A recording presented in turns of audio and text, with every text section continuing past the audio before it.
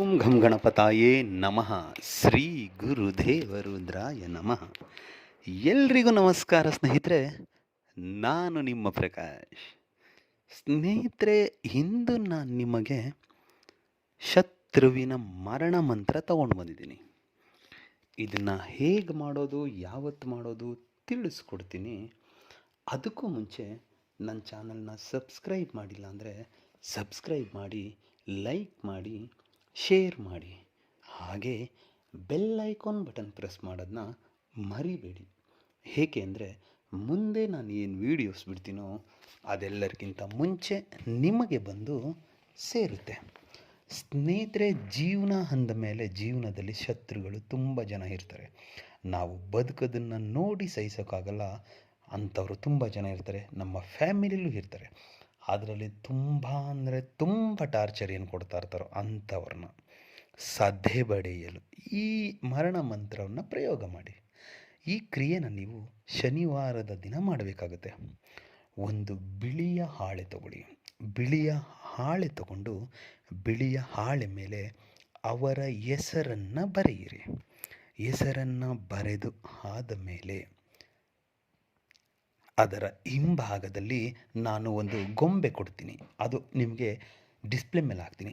ಆ ಗೊಂಬೆಯ ಚಿತ್ರವನ್ನು ಬರೆಯಿರಿ. ಬರೆದು ಆದ ಮೇಲೆ ಒಂದು ಕುಡಿಕೆ ತಗೊಳ್ಳಿ, ಮಣ್ಣಿನ ಕುಡಿಕೆ ಚಿಕ್ಕದ್ದು, ಮತ್ತು 7 ಲವಂಗ ತಗೊಳ್ಳಿ, ಅರಿಶಿಣ, ಕುಂಕುಮ ತಗೊಳ್ಳಿ.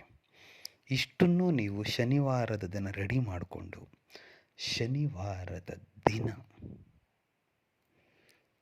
ದಕ್ಷಿಣ ದಿಕ್ಕಿಗೆ ಮುಖ ಮಾಡಿ ಕುಳಿತುಕೊಂಡು ಆ ಎಲ್ಲ ಸಾಮಗ್ರಿಗಳನ್ನ ನಿಮ್ಮ ಮುಂದೆ ಇಟ್ಕೊಂಡು ಇವಾಗ ನಾನು ಏನು ಮಂತ್ರ ಹೇಳ್ತೀನೋ ಆ ಮಂತ್ರವನ್ನು 108 ಸಾರಿ ಪಠನೆ ಮಾಡಬೇಕಾಗುತ್ತೆ.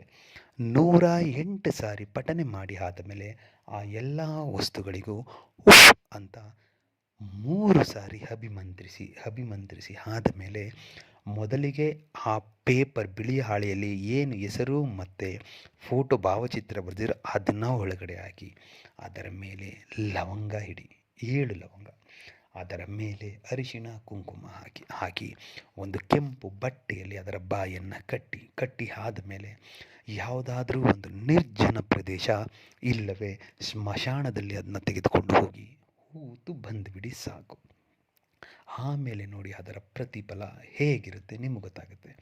ಅದಕ್ಕೆ ಮಂತ್ರ ಹೀಗಿದೆ: ಓಂ ರೀಂ ರೀಂ ರೀಂ ಭೈರವಾಯ್ ಮಂ ಶತ್ರುಂ ನಾಶಯೇ ತ್ರಾಷಾಯೇ ತಾಡ್ಡಯೇ ರೀಂ ರೀಂ ರೀಂ ಫಟ್.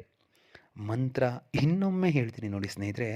ಓಂ ರೀಂ ರೀಂ ರೀಂ ಭೈರವಾಯ್ ಮಂ ಶತ್ರುಂ ನಾಶಾಯ್ ತ್ರಾಷಾಯ್ ತಾಡ್ಡಯೇ ರೀಂ ರೀಂ ರೀಂ ಫಟ್.